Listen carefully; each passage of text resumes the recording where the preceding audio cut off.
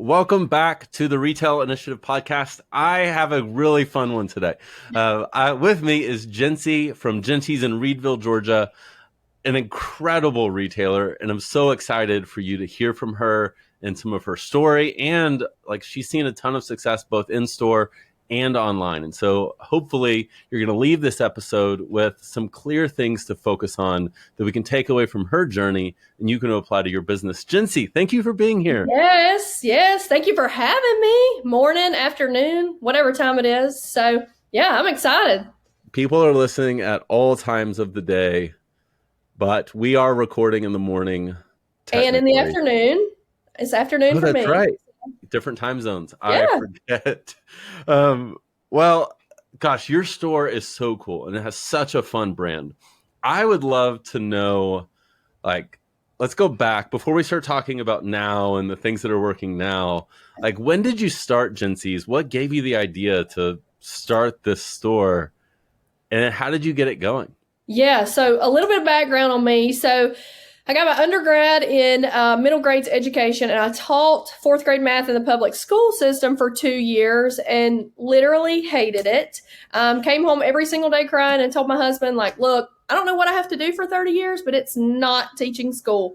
So anyway, at the time I was monogramming. I know you remember the times that a monogram was popular, a 3 initial monogram. Women put it on everything. Big. Yes, a bag, a pair of boots, a shirt, a sweatshirt, literally everything. So I was spending every single night until midnight monogramming, and reached out to our accountant and got a tax ID number. This was while I was finishing up college. And yeah, monogramming and making more money monogramming than I was teaching school, and loved it and just kind of felt led to retail. I worked corporate retail in college. I don't know if I've ever told you that. No, I didn't know that. Anyway, we're in a small town, like you said, so I just felt led to our community to bring something here. There was nothing here at the time. So I opened the storefront in 2017, August of 17, and here we are. We launched our website in February of 19. So yeah, monogramming and, passion for retail kind of led me here. Sure. And in those early days, how are people even finding you? This monogram thing you're doing, you didn't even have a store yet. Where are your customers coming from?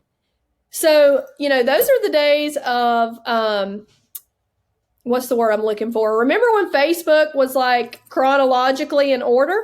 Remember those days? We all wish we had that back. The golden days. Exactly. So you posted on Facebook, then somebody else posted on Facebook, and it was literally there in order, and you saw everybody's content that you followed.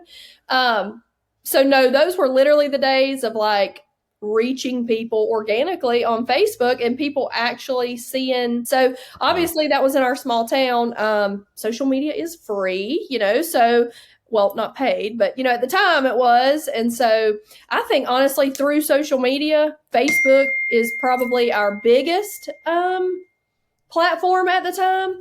So, it was just kind of grabbing people and reaching for them there. And those were also the days when people would comment on your stuff, you could get a lot of interaction and comment, and they would share your post and people would actually see it. So I think that's where we found our people in the beginning was, building a big platform or a big customer base rather through that platform. So that's awesome. Yeah. And so what made you take this jump from monogramming in the evenings at home to we're going to open a storefront?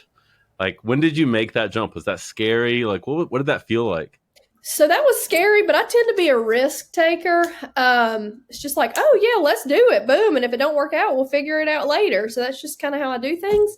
But so I was spending all my nights, my embroidery machines were set up in my mom's dining room. I had kind of taken over her dining room.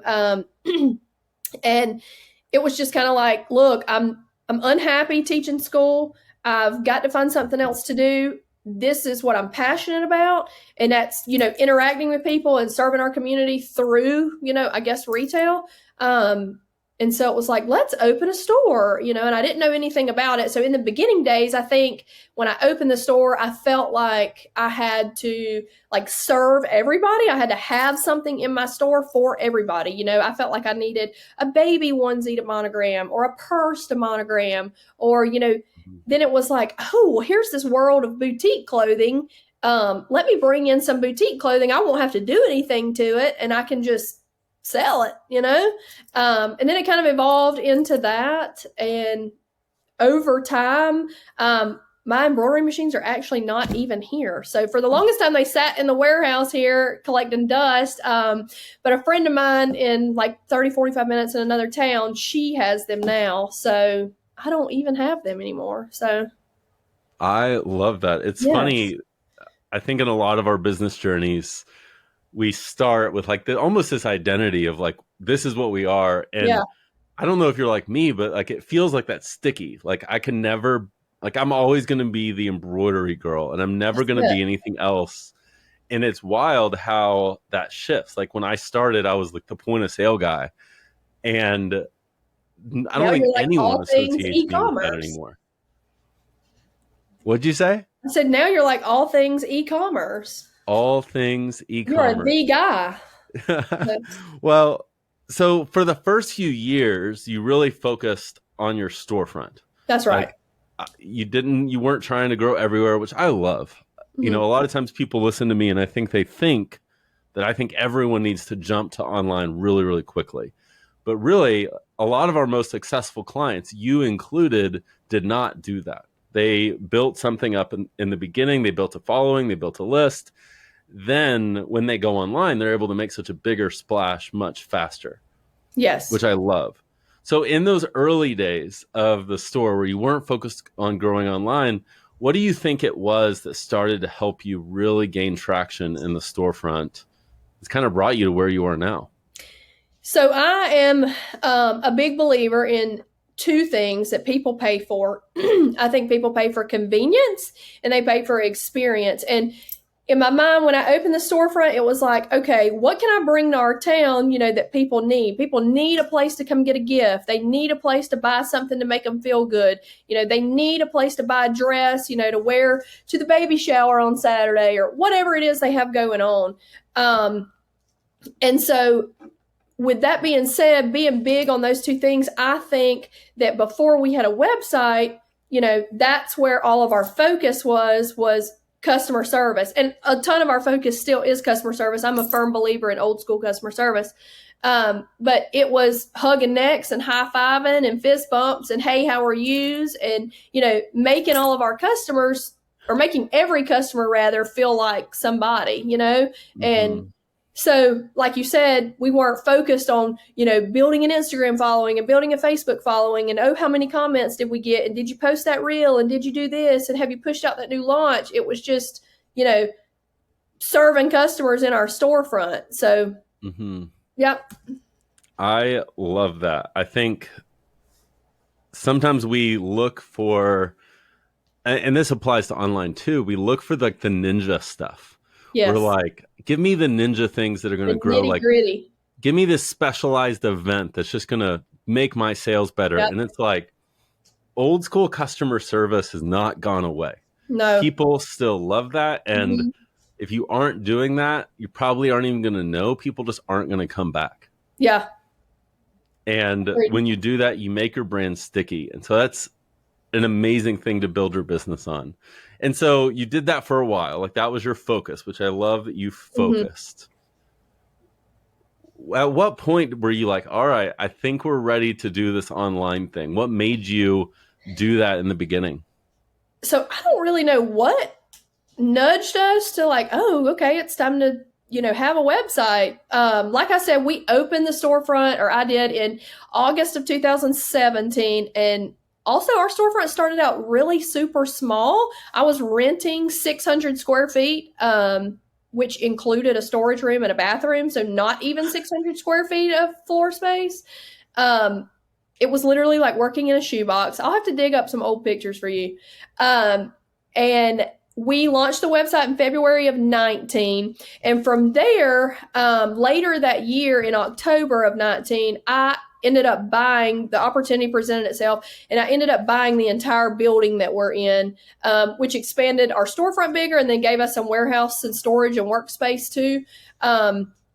So the timeline worked out, and I'm glad that we had launched a website earlier that year in February. But it was just kind of like, for me, I think, okay, I am in a small town. I can't put any more people in our small town, right? Like I can't make the population bigger than it is, bigger than 2,300 people, right? So how, if I'm going to grow, if this is what I'm going to do as a career, and it is, I'm here to stay, I'm passionate about it. How can I reach more people? So obviously, like I can't bring people to Reedville, that people don't want to live in Reedville that don't already live here, So it was like, okay, well, going online is our next step. And so we launched the website, knew nothing about it, built it out from a free theme, So our product pictures were probably terrible, So, but no, so I think that's probably what pushed us over, was just finding another avenue to reach more customers. So, yeah, absolutely. And how did it go when you first launched? I mean, I love that you did what you needed to do. You didn't worry about all the ninja stuff. You launched your site, and it probably sucked, but you know what? Like, probably it was still something. That's right. And so I guess, like, how did it go early on? And if you could go back, would you do anything differently during that stage? Yeah. So if I'm being honest, I don't remember exactly like how it went. We definitely at the time were not like consistently rolling out new arrivals. It was just kind of like, oh, we got in a box of stuff, throw it online, never any consistent social media to accompany what was launching on the website, like no informative content, if you will. But if I had to go back and do things differently, I think I would have liked, and I was naive at the time. Everybody has to start somewhere. I'm a firm believer in that. You can't jump from the bottom of the ladder to the top of the ladder. You have to stay on each step and learn what's at each level. But I would like to have had somebody to tell me, like, there's such a big world out there. Like, go ahead and invest in, a website and educate yourself on how small, specialty retail and e-commerce works, because I feel like I spent a lot of time through trial and error, which is great. Trial and error, there's a lot of lessons learned through trial and error, but like, I wish I had put myself out there and learned more from the beginning so that I didn't spend so much time spinning my wheels. It was like, no, this is what you need to be doing. You should have been doing this from the beginning, and you would have already been at a higher step. But nonetheless, I'm also a firm believer in we are where we're supposed to be. So, hindsight's 2020. So. Oh, for sure. I think it's a healthy thing to be able to look back and say, this is what I probably would have done different. But you don't do that with like a sense of regret. No. You do that with a sense of like, okay, but the next thing, what are the principles of the things that I wish I had done different? Like, I wish I had invested up front. Well, if we're going to the next venture, why would we not invest in whatever that next thing is? Like, if that was our main learning lesson, you can kind of learn from the principle without just regretting your whole story, because that story is what made you who you are. That's right. So we don't have to regret it, which is awesome. So what was that turning point for you where, like, you decided to invest, you decided to do these things, and, obviously the results have been awesome, but what was that turning point for you that made you decide something needs to change? Like, this needs to be different if this is really going to work. So I think for me, I mentioned that we bought the whole building that we're in now.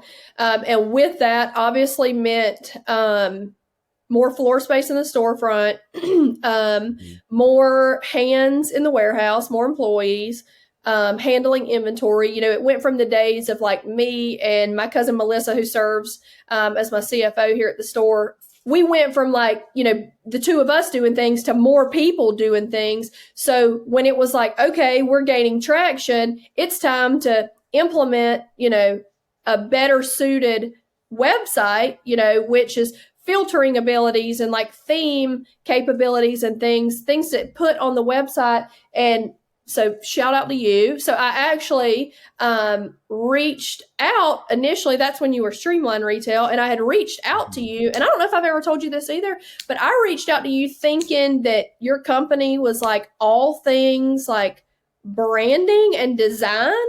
And so when I had initially reached out to Streamline for the initial call, I thought I was just basically reaching out for a website revamp, like a website redesign, like had no idea that I was getting all the educational amongst that too. But for me, to answer your question, it was, okay, it's time to step up our game. Our website looks like crap. Let's do that. And I think amongst that is when I found your company. And then it was like, whoa, like I have lots of things I need to be doing differently. And so from there, it's just kind of spiraled. Yeah. And just to be clear, full disclosure, Jincy did work with my company. I did. I'm not asking her to like give testimonial or any of that. Obviously, like we were a part of her journey in some ways. And, like I'm thankful that our work was able to equip her. But at the same time, I don't want to discredit that her results have come from the work that her and her team have put in. And so I don't want to make it seem like there was the secret sauce of just working with us. No, there's so much more that goes into it than that. And I want to make that clear in full disclosure, but none of this is planted or any of that. But you did take off pretty quickly. What, beyond having like the better site that represented your brand and all the cool bells and whistles and things that go into that, because the site's just a part of it, right? Mm-hmm. Like there's a lot of really pretty sites that are not successful. That's right. And so what was it? You took off really quickly after we worked together. What things did you start to put in place that made you take off to the degree that you have? Like, what was that thing? So also, full disclosure, I remember thinking when I was working with your company, there was like a day that you, or I can't remember who it was, Philip or somebody, like told us like, look, this is not going to work unless, you have team members in place to delegate out tasks to, and you guys start consistently doing things. And I'm like, oh my, like I got to find people to, it's time to put people in place, and, everybody's got to do something, and that was hard. But like you said, there's no secret sauce to anything.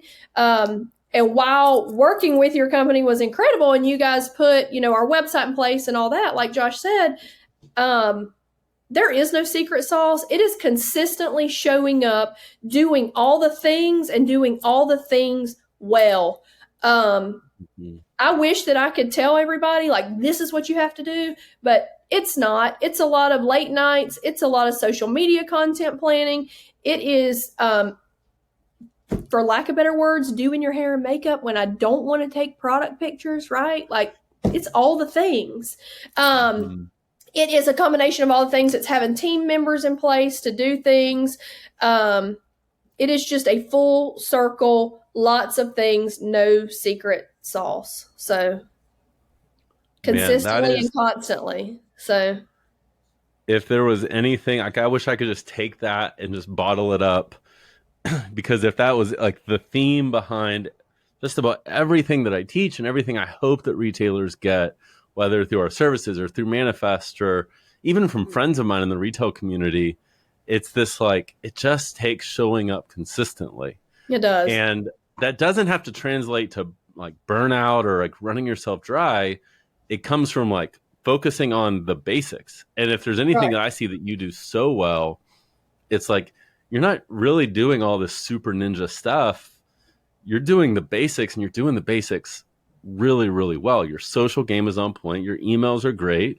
Like you have those things in place, and then your site experience is awesome. Yeah. It's not the ninja stuff. It's the basics, and the basics done well. And you're doing that. I would like to comment on that. So you talked about like our site, converting over. So I mentioned earlier that I'm like big on customer service, and like, when I met with your company, it was, what is it that you're doing in store that we want to take over onto the website? And for me, that was it. It's like, okay, we're giving our customers this great experience in store, through, we're kind of known for our pink floral background in our boutique truck. So it's like, how can I put all those branding things in place on the website, but also give customers a place to know this is the place and these are my people.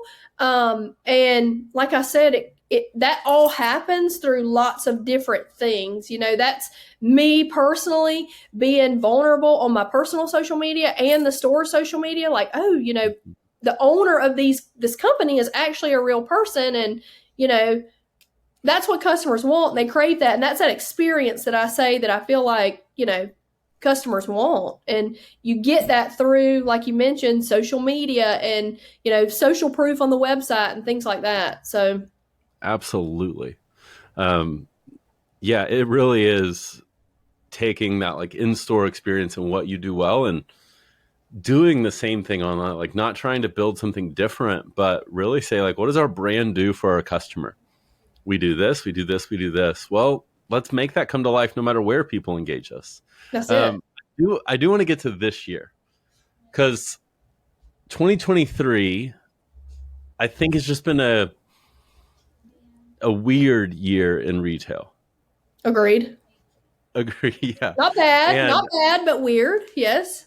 Yeah. I jumped to not wanting to say bad because I do see a lot of posts like in Facebook groups or whatever. Me too. And they say things like everyone else, comma, my sales are down this year, like everyone else. And I'm like, no, that's not necessarily true.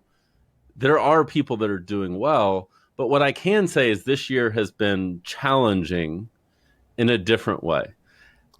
Has there been things for you that have been harder in 2023 than maybe were easier in years past? So for me, I do agree with everything you said. I don't want to use the word bad because it hasn't been a bad year. As a matter of fact, it's been another great year for us. And I don't say that boastfully. I say that just in the sense of like, if you're struggling, like I mentioned earlier, get back to the basics, like stop spinning your wheels, get out of the hamster wheel, go back to what worked for you. And if that's posting in a Facebook group and gaining sales from that, then that's what that is for you. But I think, I hate to even use the word COVID because I am over that, it was used as a crutch for so long, but COVID brought so many challenges and changes to our industry, I feel like. And, things changed and we went from being able to buy immediately in season to having to pre-buy, seasons ahead and plan, what we were bringing in. And I feel like this year we felt the most effects from that. We typically go to LA twice a year and do our buying. And what I have experienced this year specifically is, we have to pre-book ahead so much because vendors don't have a ton of on-hand inventory. So this year for me, something that we had to deal with was, it's either too much or too little of something. You pre-booked it ahead, you thought it was going to be great, or you didn't pre-book enough and it was a great seller. So I feel like that's one of the major things that we dealt with this year was trying to get, getting buying under control as a whole. There is a whole science and art behind that, number one, but like adapting to the changes within our industry also presented its own set of issues. But converting those buying things that I mentioned into sales, what my personal opinion is that, like you said, so in so many Facebook groups, it's like you mentioned, like everybody else, but like, then there are those of us who have shown up consistently. And I don't mean to be whatever, but like those of us who have and are continuing to see success, like there's value in that. Like, what are we doing that other people aren't doing? And it's black and white. It's just showing up consistently and constantly showing up for our customers. And like I continue saying, old school way of doing things, and I hate to be that way, but if it's not broke, don't fix it. Like if you're reaching your customers through, a text message that makes them feel something or a Facebook post or whatever that is, then continue doing that. Don't change it. Don't don't jump on TikTok shops just because somebody else is and you see all their sales. Like, we have not done that, and I have no regret. So I think it's just for us this year is just continuing to show up consistently. Absolutely. That is probably the biggest common thread. I think there's more to it among like what people like you that are doing well this year are doing. And I say this observing you is like we could simplify it and say that it's showing up consistently. But one of the things that I observe with you is like you're curious.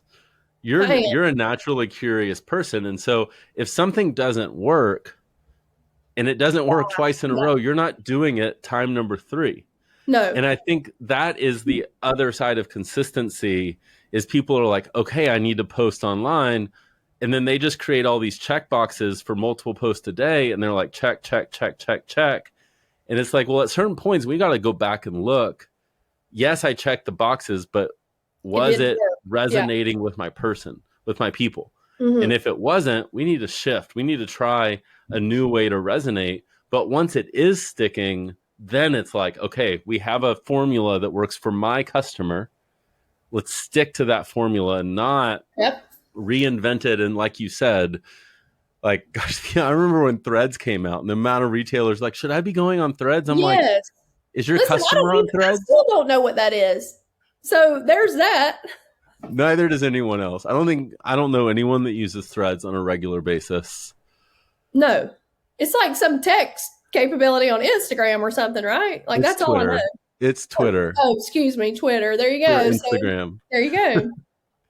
I would also like to piggyback on what we talked about and say that I feel, this is also a personal opinion, I feel like there is so much pressure in today's society, but specifically in our specialty retail industry, that social media puts on everyone, like, oh, well, this boutique owner's doing this, or this boutique owner's doing that, or did you see they were doing this, or what about this, what about that? And, you know, I think there's like this post that I don't think, I know, because I see it and I share it every time, but there's this post that circulates around through the boutique hub, and they post it ever so often, and it basically talks about, I don't know verbatim what it says, but basically the gist of it is that you can copy somebody and you can copy their brands, but unless you have their energy and their customer service abilities, like, you're not gonna get the same outcome as them. So, like, with that being said, like, you don't, just because something's working for somebody else doesn't mean it's going to work for you, or vice versa. Something that's working for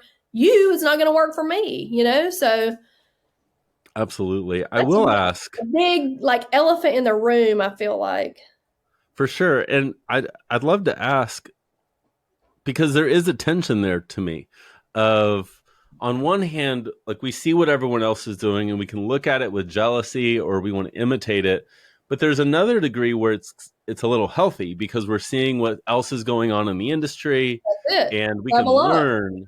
Mm-hmm. And so how do you balance that tension of, like, learning from what others are doing in the market, but not approaching it from a, like, jealousy or chasing every squirrel just because someone else is successful with it? That's right. That's right. So I don't know whether to call that a definite line, a black and white line, or a very fine line, but nonetheless, there's a line between that, I feel like. And I feel like you can absolutely be inspired by somebody, you know, and what they're doing and what they're about and, you know, the content that they push out. But what I don't like and what does hurt my heart is that, you know, I feel like literally people use other boutiques' pictures or copy and paste their social media captions. And I'm like, this is mind blowing. Like, that is intellectual property of theirs and you are stealing it. That's what I don't have the tolerance for. But I think you can absolutely be inspired by somebody, tweak it and make it your own. Take that idea as your base idea, you know, chase the squirrels off of that and make it your own, but don't chase their squirrel, you know? So for sure. Yeah. I get it. Well, Jincy, this has been amazing. Thank you for sharing your journey with us. I love what you've built. We'll put in the show notes, like, where you can follow Jincy on Instagram, both her and her store. Definitely check out her site. They have an incredible experience. And if you're in Reedsville, Georgia, swing by. Go grab some You cool know, stuff and don't ask for anything monogrammed. no monograms. I don't even have a machine here. Awesome. Well, thanks for joining me today. And Thank you for the rest having of you, me. I will see you next week.